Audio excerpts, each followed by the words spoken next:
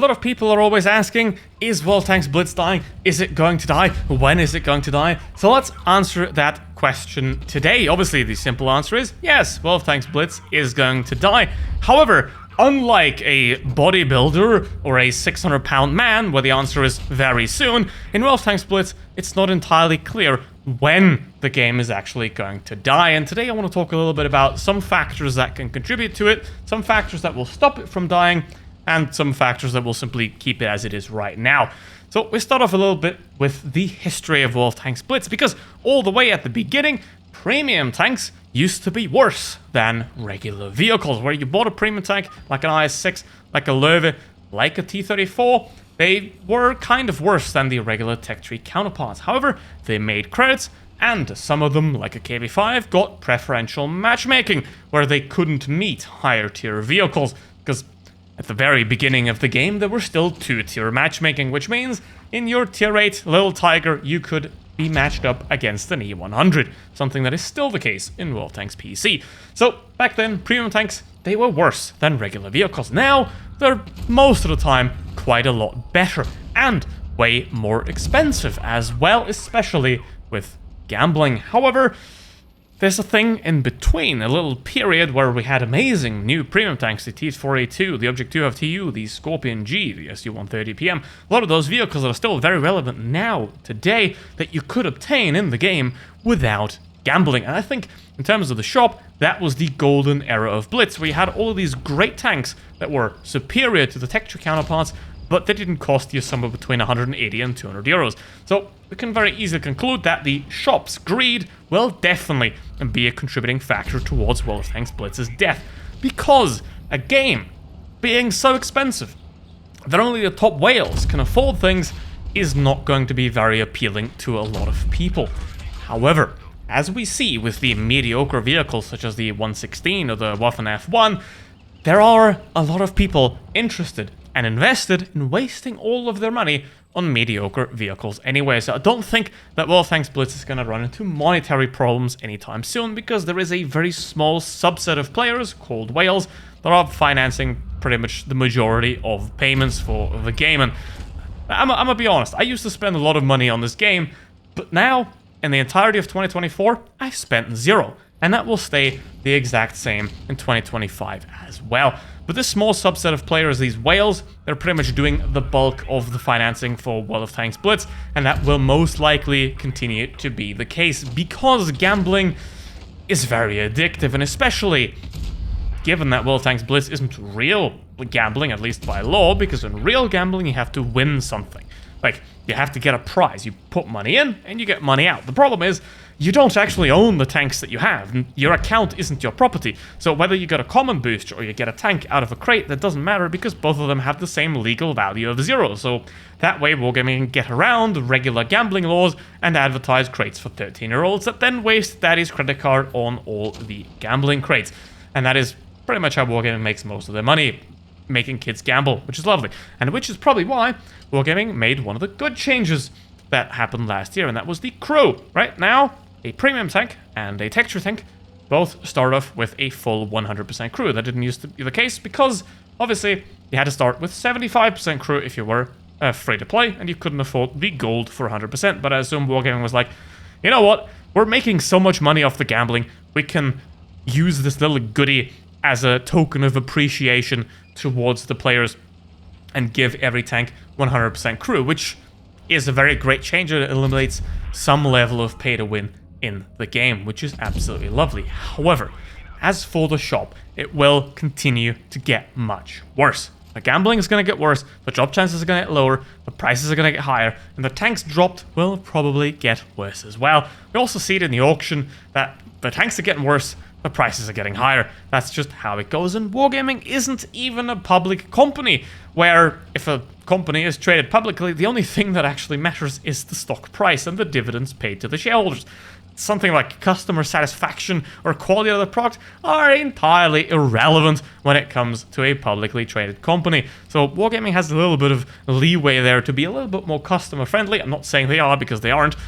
But essentially, Wargaming has more opportunities to be customer friendly, because they aren't essentially owned by hedge funds that essentially demand unwavering approach to simply making as much money as possible, and would even kill people to make extra money. So wargaming is not in that level, and that is a good thing as well, that they can stay somewhat player friendly for a while. They obviously won't, because greed catches us all, but it is necessarily a good thing that that is not the case, that wargaming is privately owned still. So we have the shop's getting worse, and it will continue to get worse forever. However, there are still some positives of, for example, the gambling addicted children financing the credit loss, the gold loss that then goes into crews. So that's a very nice thing.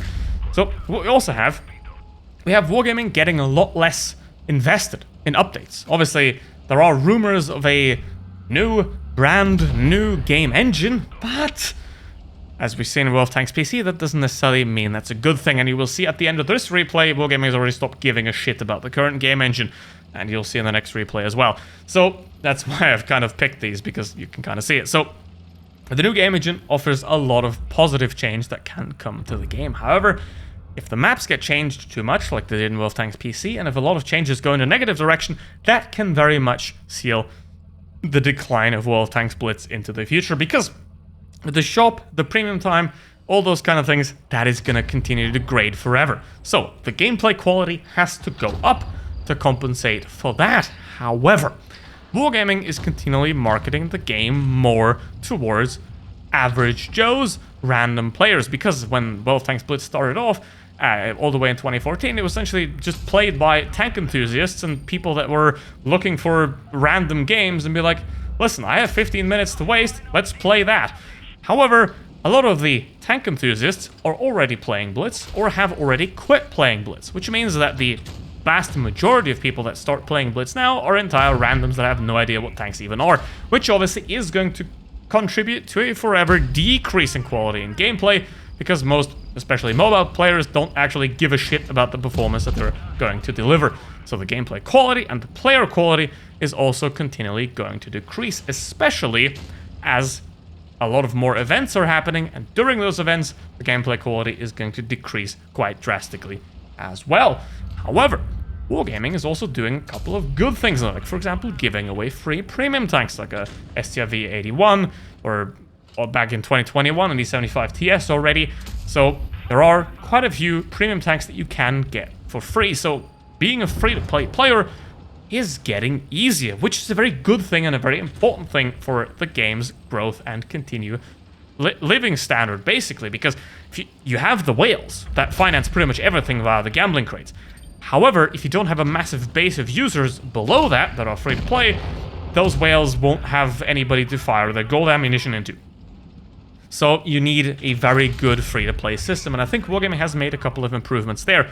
Again, making the crews better, giving away premium tanks to grind more creds, all those kind of things, making events to get ×5 boosters and all other events.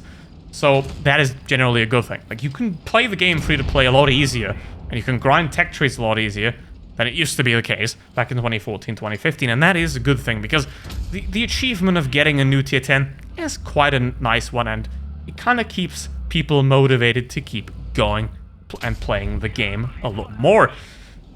Now, what else is there? Well, obviously, the gameplay, the players are continually going to get worse. That is very clear. However, free-to-play makes it easier. What we have now is the big question is the new game engine gonna increase or decrease the match and map quality? Because in WoT Tanks PC, the match and map quality with that update was severely decreased. A lot more corridor maps, a lot of terrible maps that just you can go one side and then nothing else. So that is the defining factor in terms of playability of the game. Are we gonna get the maps improved, or are they gonna stay the same, which would be a pretty decent thing, to be honest, or are they going to get significantly worse? Now, wargaming has done a lot less in terms of maps in the last couple of years, and that's the same in WoT Tanks PC as well, and it's for the very simple reason that making new maps makes no money. Right? If you introduce a new map to WoT Tanks or WoT Tanks Blitz, it's not going to add any extra revenue. I mean, it's a lot of work, because, I mean, making a map, you have to do all the houses. Every single window has to be put where it's supposed to be and then rendered and made to work. on also potato computers. Now, you can see the replay at this moment right here, it just crashed. So they're doing great. Like, it just crashed. So the replay system is awful. The replay system is absolutely awful now. You'll see that later as well. So a lot of these things, where wargaming is going to invest things that don't make money, that's going to go down. There's going to be less maps, just like in WoT Tanks PC. There's going to be more crates, more things that make money, and less things that don't make money, like new maps. So don't expect any new maps in WoT Tanks Blitz in quite a long time. Probably maybe one, maybe maximum of 2 new maps per year, but the times of 3-4 new maps per year, they're over, they're gone, and they will most likely never be back, ever. Maybe they'll bring something back like, what was it called, Mirage or Lost Temple. Maybe they'll bring back some of those old maps, but I highly doubt it anyway.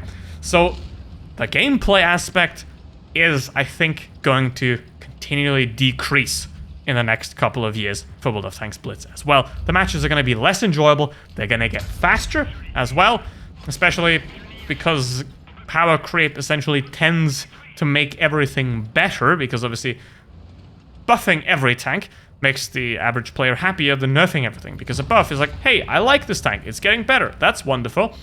But if you nerf a tank, people are going to be mad. So naturally, what you want to keep the people happy, you want to keep the people playing the game, so you're going to naturally buff up everything over time to essentially be able to keep everyone happy. You're going to balance the tanks out in a way where one tank is strong at some point, and then the next balance change, the next season, another tank is the strongest, to again encourage people to grind different tech trays and to always get the vehicle that's currently strongest in the meta. But on average, all the time, the performance of the tanks is going to go up. And you can see the gigantic Jagdtiger spotted already over there. Look at his massive hit point pool right there. Jesus Christ. So far, it's only happened to tank destroyers for me. But I don't know if you've seen that replay bug as well. It is definitely hilarious. But what's going to happen is the tanks are going to get continually better, the players are going to get continually worse, and the maps aren't going to change in terms of their sum overall. So we're going to have a essential gradual decrease in the enjoyability of the game unless wargaming does something about it by adding more maps, by, I don't know, making a better version of skill-based matchmaking. And about that was a terrible idea, by the way. What should happen is a way to matchmaking where both teams are roughly equally skilled, like sort of on average. But the way they obviously did the skill-based matchmaking was terrible, and that should never be repeated. And things like Update 3.8, Update 5.5 that forever ruined low tiers, those kind of things, they're eventually going to add up as well, slowly over time, where you're going to add more bad things than good things. So what do we have in total? We have the shop offers are going to get significantly worse over time. As also has something to do with inflation, even though Blitz Gold doesn't suffer from that, but obviously Wargaming has to keep the service running somehow. So gold tanks are always going to go up in price. There's going to be more gambling. There's going to be more child exploitation, because that's what gambling is for, unless you live in a good country like Belgium, where that is already banned. And obviously, the more countries that ban the crates, the more Wargaming will have to compensate by selling more gambling to other countries that haven't banned it yet. So that's also going to be a problem that's going to self-perpetuate itself into infinity. So basically, we're going to have a slow decrease of the quality of the shop offers and the tanks implemented. We're going to have a decrease in the quality of the players, because they're going to increasingly more casual and increasingly more, I don't care, I'm just wasting my time. And we're going to have an increasing amount of free-to-play players, because free-to-play is going to make the game easier. Like, it's easier to be free-to-play, and there's going to be more people involved. And there is going to be the whales that finance the entire thing all the way through, and that is what Wargaming wants to prioritize their advertising towards, because they make Wargaming pretty much most of the money. So the survival of Blitz is going to depend, in the end, on 2 things. Are the whales happy, and are there enough plebs to fill up the ranks below? That's the entire deciding factor for whether Blitz is going to live or die. Is the amount of whales going to be enough to finance the game? And are there going to be enough casuals to just simply give the whales a decent experience? That is what it's going to come down to. That is whether Blitz is going to live or die eventually in the future.